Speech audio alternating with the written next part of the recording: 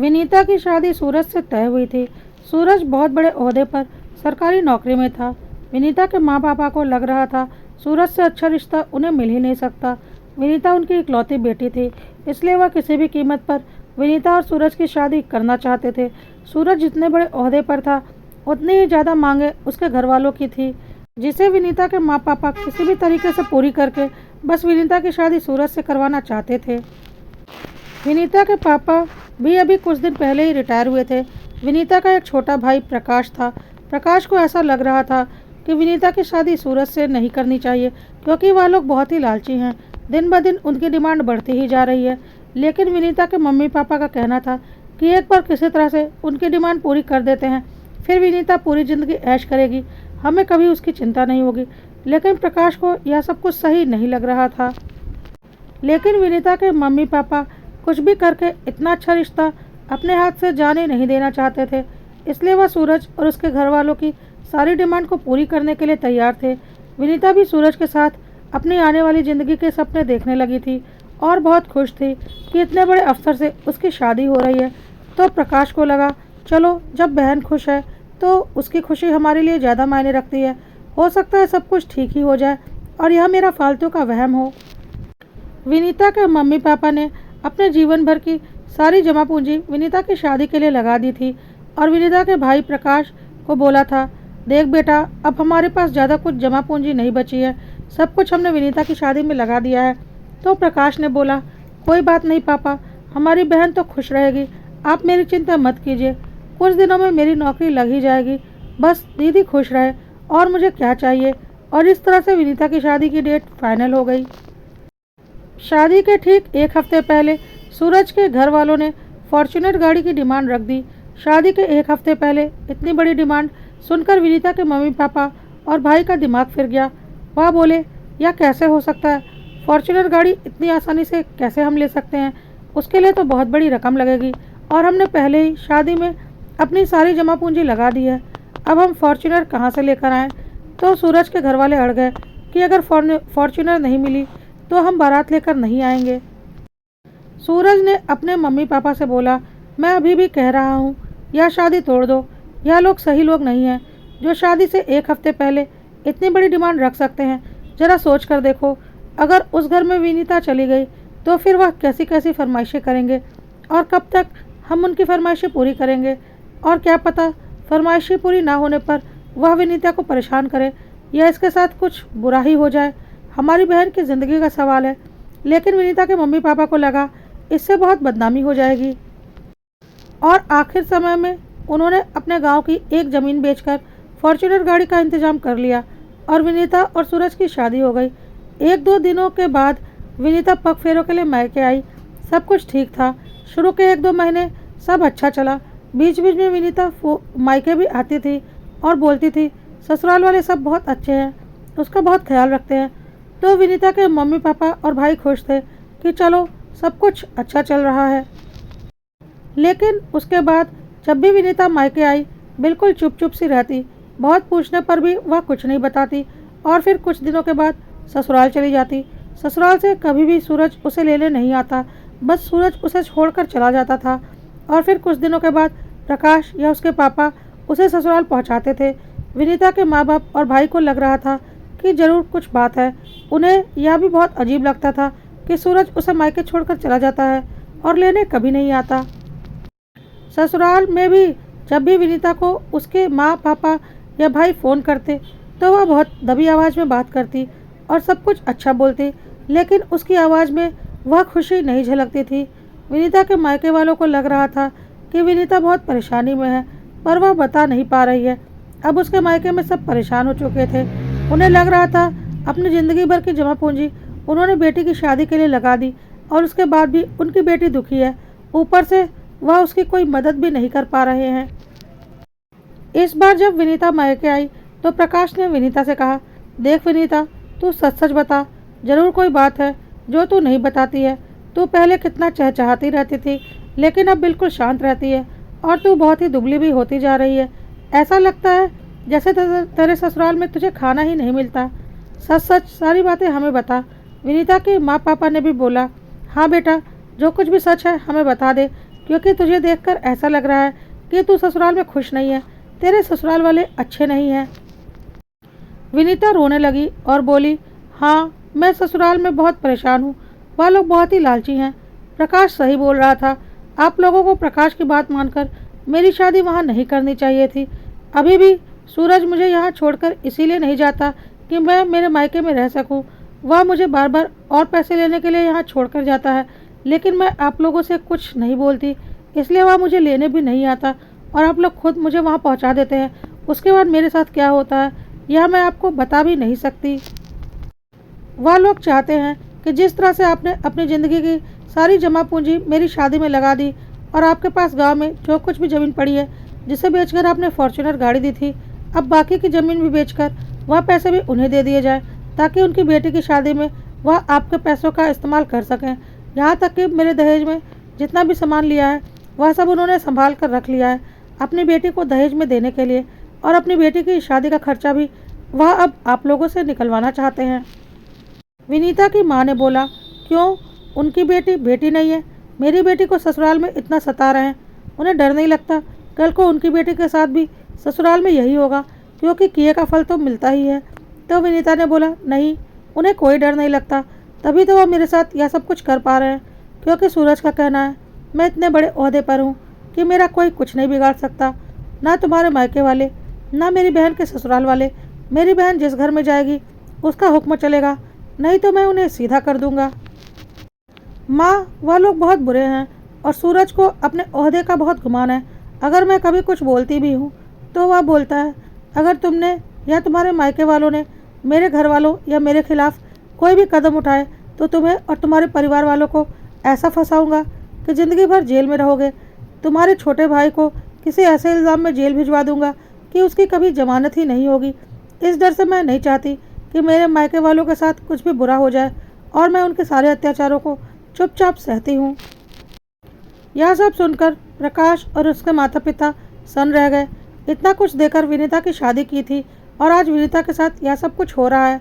प्रकाश अपने माता पिता के ऊपर जोर जोर से चिल्लाने लगा और बोला, मैंने पहले ही बोला था यह लोग अच्छे नहीं हैं, लेकिन आप लोगों को ने मेरी बात नहीं मानी। अब देखिए हमारी दीदी के साथ क्या हो रहा है। अब आप क्या करेंगे बताइए? उस वक्त अगर आप लोगों ने मेरी बात मान ली होती तो अभी हम दीदी की कहीं और अच्छे घर में शादी करते, लेकिन अब तो हमारे पास कोई चारा ही नहीं बचा। अब आप लोग बताइए क्या करेंगे? प्रकाश के माता पिता को भी कुछ भी समझ में नहीं आ रहा था। वह चुपचाप बैठ गए बिना कुछ बोले। थोड़ी देर के बाद प्रकाश के पापा ने बोला, कोई बात नहीं, जैसे इतना कुछ दिया है गांव की ज़मीन बेचकर उनकी ये मांग भी पूरी कर देते हैं। लेकिन बेटा, तेरे लिए फिर कुछ नहीं बचेगा, लेकिन हम मजबूर हैं, तेरी बहन की ज़िंदगी का सवाल है। प्रकाश ने बोला, बिल्कुल नहीं पापा, मैं यह इसलिए नहीं बोल रहा हूँ कि मेरे लिए कुछ नहीं बचेगा, मुझे मेरी बहन से बढ़कर कुछ चाहिए भी नहीं, लेकिन इस तरह से आप कब तक उनकी मांगें पूरी करते रहेंगे? क्या गारंटी है इस मांग को पूरी करने के बाद भी दीदी खुश रहेगी? विनीता ने बोला, हाँ पापा, प्रकाश ठीक बोल रहा है, कोई ज़रूरत नहीं है उनकी अब कोई मांग भी पूरी करने की। वह बहुत ही नीच लोग हैं। आप लोग उनकी जितनी मांगें पूरी करेंगी वह उतना ही मुझे परेशान करेंगे। प्रकाश ने बोला, हम विनीता को उस घर में नहीं भेजेंगे, बल्कि उनसे विनीता का तलाक करवाएंगे, नहीं तो हमारी बहन की ज़िंदगी बर्बाद समझो और मेरी बहन के साथ कुछ भी हो सकता है। विनीता के मम्मी पापा को कुछ भी समझ में नहीं आ रहा था। उन लोगों ने कुछ नहीं बोला और फिर कुछ दिन इस बारे में कोई भी बात नहीं हुई। कुछ दिनों के बाद विनीता के मम्मी पापा ने बोला, बेटी की शादी हो जाने के बाद वह ससुराल में ही अच्छी लगती है, मायके में वह कितने दिनों तक रह सकती है। तलाक बोलने के लिए ठीक है, पर तलाकशुदा लड़की का जीवन बहुत ही मुश्किल हो जाता है। अगर हमें विनीता का तलाक करवाया तो उसकी ज़िंदगी और मुश्किल हो जाएगी। इससे अच्छा है वह कुछ समझौते करके ससुराल में ही रहे, धीरे धीरे समय के साथ सब कुछ ठीक हो जाएगा। प्रकाश ने बोला, पागल हो गए हैं आप लोग, देख रहे हैं विनीता दीदी की क्या हालत है। प्रकाश ने लाख मना किया, लेकिन प्रकाश के माता पिता ने विनीता को फिर से समाज के डर से ससुराल भेज दिया। विनीता को भी समझ में आ गया था कि इस समाज में एक शादीशुदा लड़की अपने मायके में ज़्यादा दिनों तक नहीं रह सकती, क्योंकि समाज उसके परिवार का जीना मुश्किल कर देता है। भले ही वह लड़की ससुराल में जिए या मरे, इससे समाज को कोई फर्क नहीं पड़ता। विनीता ने अब सब कुछ अपने नसीब का भरोसा छोड़ दिया, लेकिन उसने ठान लिया था कि वह अपने मायके से 1 रुपया भी लाकर सूरज के घर वालों को नहीं देने वाली। इस तरह से विनीता को ससुराल गए 4 महीने बीत गए। इस बीच 1-2 बार ही फ़ोन पर विनीता की अपने मायके वालों से बात हो पाई थी, वह भी ज़्यादा नहीं। एक रात विनीता के पापा को फ़ोन आया कि विनीता की तबीयत बहुत ख़राब हो गई है, उसे अस्पताल में भर्ती करवाना पड़ा है। विनीता के मायके वाले किसी अनहोनी की आशंका से तुरंत अस्पताल की ओर भागे। अस्पताल में विनीता के ससुराल से कोई भी नहीं था। वह लोग विनीता को भर्ती करवाकर वहाँ से भाग गए थे। विनीता के मायके वालों ने डॉक्टर से विनीता का हाल पूछा। डॉक्टर ने बोला, आपकी बेटी की हालत बहुत गंभीर है और हमारा बहुत छोटा अस्पताल है, यहाँ इतनी सुविधा उपलब्ध नहीं है। आप अपनी बेटी को किसी बड़े अस्पताल में लेकर चले जाइए, नहीं तो आपकी बेटी का बचना मुश्किल हो जाएगा। अब तो विनीता के माँ पापा और प्रकाश की हालत ख़राब हो गई और वह जल्दी से विनीता को एम्बुलेंस में लेकर बड़े अस्पताल की ओर भागे। एम्बुलेंस में विनीता ने अपनी माँ से कहा, माँ, मैंने 2 महीने से ढंग से खाना भी नहीं खाया है, बहुत भूख लगी है। जब मैं घर जाऊँ मुझे अच्छा अच्छा खाना बनाकर खिलाना। यह सुनकर विनीता की माँ ज़ोर ज़ोर से रोने लगी। कोई इतना अत्याचार कैसे कर सकता है, किसी को भूखा रखे। खैर, अस्पताल पहुंचकर विनीता को जल्दी से भर्ती करवाया गया। डॉक्टर ने चेकअप किया और बोला, विनीता बहुत गंभीर अवस्था में है, इसका बचना मुश्किल लग रहा है। महीनों से इसने ढंग से खाना नहीं खाया और इसकी आंत बिल्कुल फट गई है, जैसे किसी ने इसके पेट पर बहुत ज़ोर से वार किया हो। इंटरनल ब्लीडिंग हो रही है। आंत फटने की वजह से विनीता का बचना लगभग मुश्किल है, फिर भी हम कोशिश करेंगे। यह कहकर डॉक्टर वहां से चले गए, लेकिन प्रकाश के दिमाग में डॉक्टर की बात घर कर गई कि विनीता नहीं बचने वाली। और प्रकाश तुरंत ही विनीता के पास पहुंचा, क्योंकि वह थोड़ा बहुत बोल पा रही थी, और उसने अपना मोबाइल निकाला और विनीता से बोला, बहन, तू सब बातें बोल, जो कुछ भी तेरे साथ हुआ है सारी बातें बोल, मुझे सारी बात रिकॉर्ड करनी है और जल्दी बोल। प्रकाश के माता पिता ने प्रकाश का फ़ोन छीन लिया और बोला, पागल हो गया क्या? एक तो तेरी बहन इतनी सीरियस कंडीशन में है और तू यहाँ उसकी वीडियो बनाने की सोच रहा है, पहले उसका इलाज करवा। प्रकाश गुस्से में अपने मम्मी पापा को खींचकर कमरे से बाहर ले गया और बोला, दिमाग मेरा नहीं, आप लोगों का ख़राब हो गया है। जब बोला उस घर में विनीता की शादी मत कीजिए, तब भी आप लोगों ने उसी घर में विनीता की शादी की। जब बोला उसे वापस ससुराल मत भेजिए, तब भी आप लोगों ने उसे वापस ससुराल भेजना ही था, समाज के डर से। और अब जब मैं विनीता की वीडियो बनाना चाहता हूँ ताकि सारी सच्चाई दुनिया को बता सकूँ और हमारे पास सारे सबूत रहें ताकि उन लोगों को सज़ा दिलवा सकूँ, तब भी आप लोगों को समझ में नहीं आ रहा है। पापा, विनीता अब नहीं बचने वाली, यह बात तो तय है। प्रकाश ने बोला, दिमाग से सोचिए मम्मी पापा, विनीता नहीं बचने वाली। डॉक्टर ने साफ बोल दिया है, बस जितनी देर वह खुद को संभाल ले। लेकिन अगर अभी भी हम लोगों ने दिमाग से काम नहीं लिया तो उसके हत्यारे ज़रूर बच जाएंगे। इसलिए मैं जो कर रहा हूँ मुझे करने दीजिए। विनीता के मम्मी पापा ज़ोर ज़ोर से रोने लगे। प्रकाश ने बोला, अब रोने से क्या फ़ायदा? जब मैं बोल रहा था तो मेरी बात सुनी नहीं। अब मैं जो कर रहा हूँ मुझे करने दीजिए। रोना मुझे भी आ रहा है, लेकिन मुझे उसके पहले सारे सबूत जुटाने हैं ताकि मैं उसके हत्यारों को सबक सिखा सकूं, क्योंकि मुझे पता है मेरी दीदी तो अब नहीं बचने वाली।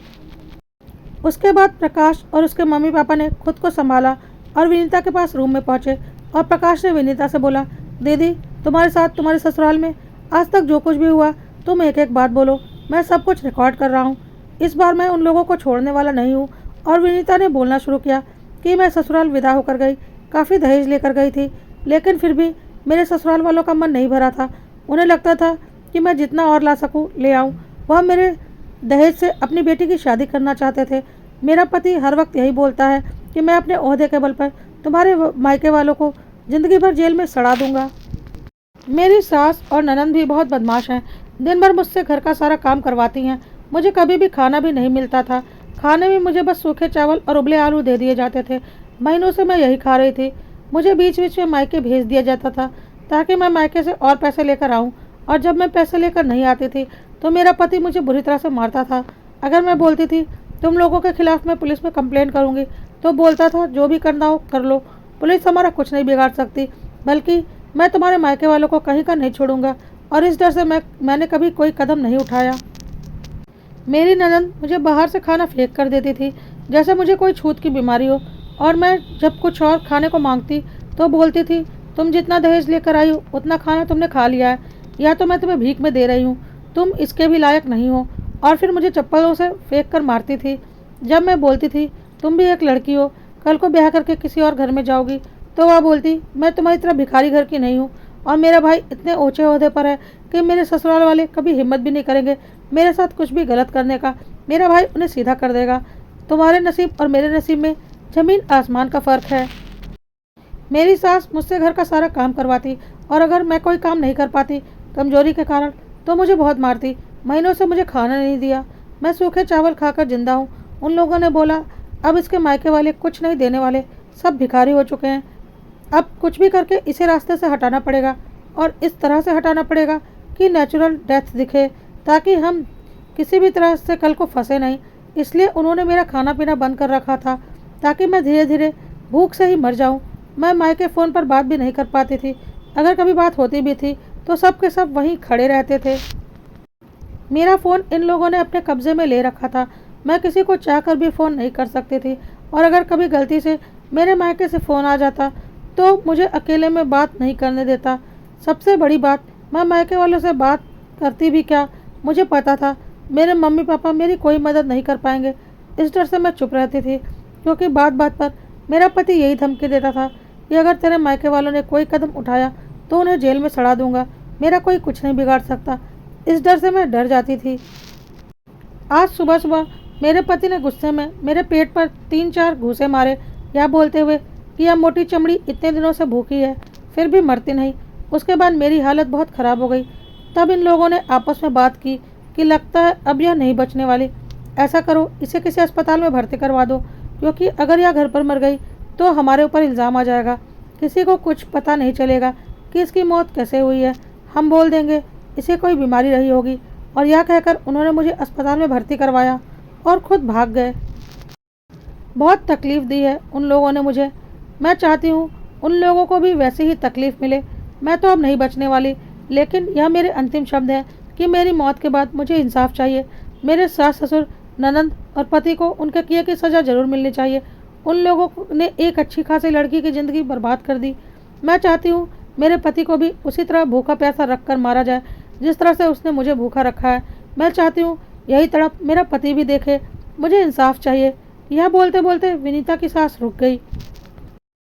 विनीता खामोश हो गई। विनीता के माँ बाप और भाई ज़ोर ज़ोर से रोने लगे। थोड़ी देर के बाद प्रकाश ने बोला, देखा मम्मी पापा, समाज के डर से अपनी बेटी का साथ नहीं दिया और आज अपनी बेटी को ही खो दिया, लेकिन अब मैं इसके ससुराल वालों को नहीं छोड़ने वाला। और प्रकाश पुलिस स्टेशन की तरफ चल पड़ा। वहाँ जाकर विनीता के ससुराल वालों के खिलाफ रिपोर्ट लिखवाई, लेकिन पुलिस वाले टाल मटोल कर रहे थे सूरज के रसूख के कारण। तो प्रकाश ने बोला, रिपोर्ट तो आपको लिखनी ही पड़ेगी, सज़ा तो उसे मिलेगी। अगले दिन सुबह सुबह विनीता की वीडियो पूरे देश में वायरल हो चुकी थी। हर किसी के फ़ोन में विनीता की वीडियो आ चुकी थी और उसके अंतिम शब्द हर किसी ने सुने थे। और विनीता की हालत देखकर सबको समझ में आ गया था कि उसके ससुराल वालों ने उसके साथ क्या किया है। पुलिस के ऊपर इतना दबाव आ चुका था कि उसे विनीता के ससुराल वालों को तुरंत गिरफ्तार करना पड़ा। प्रदेश के मुख्यमंत्री ने खुद पुलिस वालों से कड़ी कार्रवाई करने का आदेश दिया।